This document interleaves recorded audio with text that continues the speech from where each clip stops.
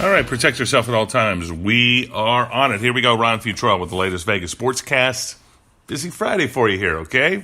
Talk about the 51s, talk about Las Vegas Aces, talk about the NBA draft and some of the Vegas stuff happening there, and the Vegas Golden Knights.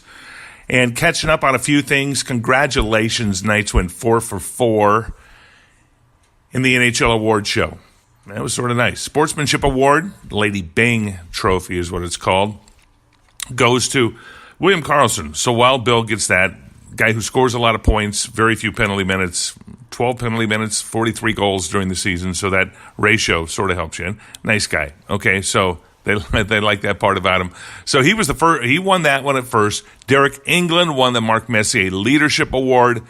We've talked a lot about what his contribution has been to this community. He lives here, and of course what happened with the Mandalay Bay shooting on October 1st, and the way the Knights reacted to that on their home opener on October 10th, with Derek England giving the speech. Let's just call it the speech now, okay? The speech, maybe. Put the emphasis there. The speech.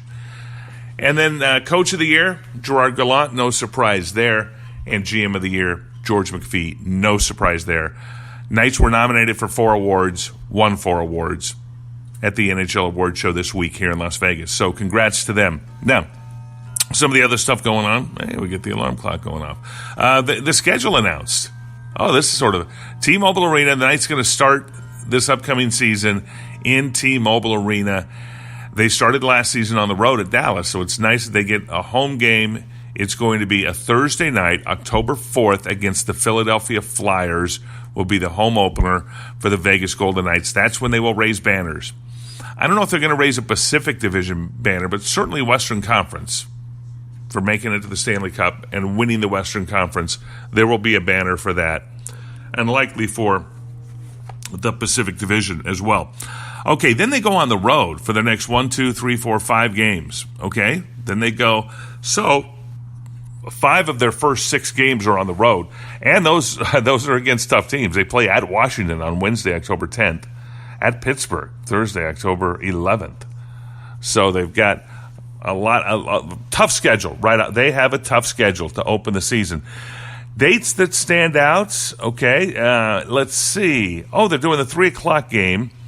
That'll be against Tampa Bay, Friday, October 26th. Mark this one on your calendars because it is Nevada Day.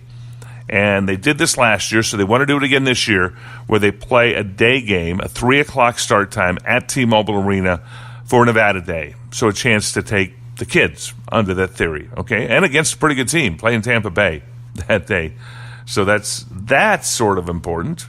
Let's see, they have go on to December, and they play at the Kings December 29th, then at Arizona December 30th, and then they turn right around and play the Kings here Tuesday, January 1st. In fact, they play the Kings from December 23rd to January 1st. They play the Kings 3 times.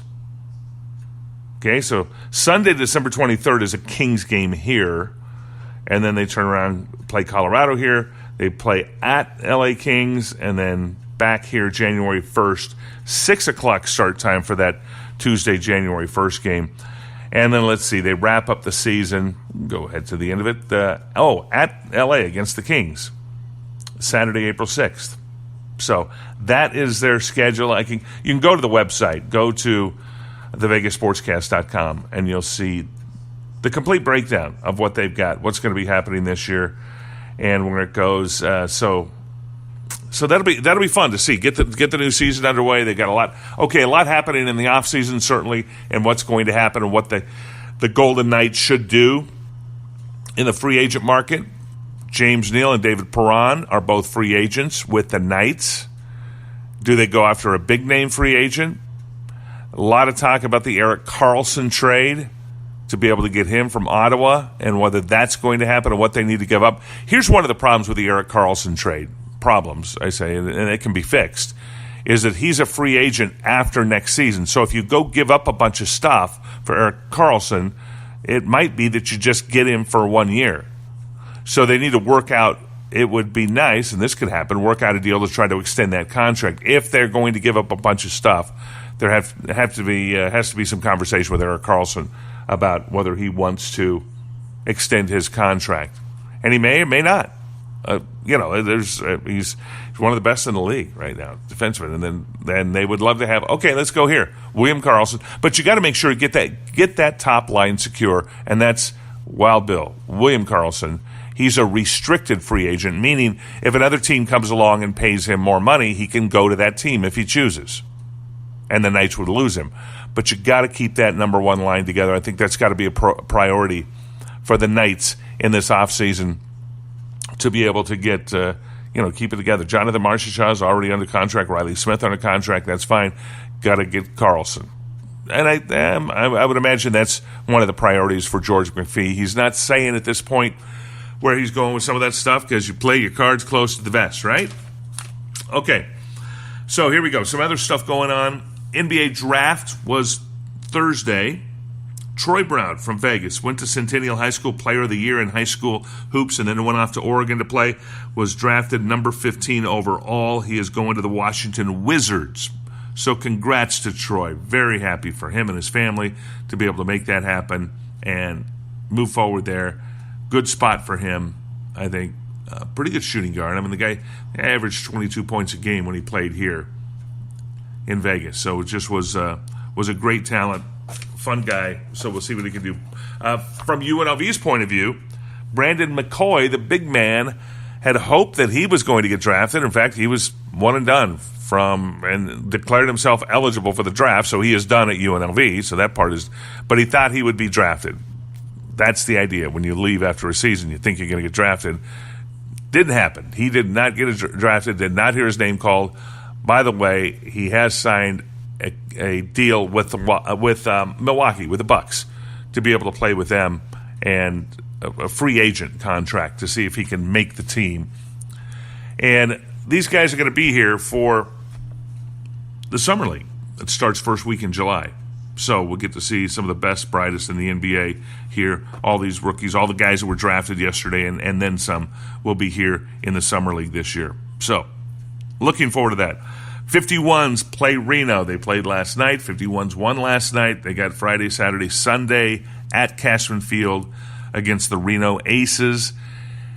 And fireworks tonight at Cashman Field. And speaking of Aces, WNBA, they've got 4-game home stretch now. Okay, so they've won 3 of their last 5, so they're on a little bit of a run right now, but they've struggled overall this year. But they've won 3 of their last 5. They got a game Friday, so tonight against the New York Liberty at Mandalay Bay, and then Sunday against the Minnesota Lynx. I knew New York Liberty, but I would not have guessed they were the Minnesota Lynx. So WNBA, 4 games in a row at home. See if that can help them to move up in the standings, but we'll see what they can do from here. So, all right, that's it.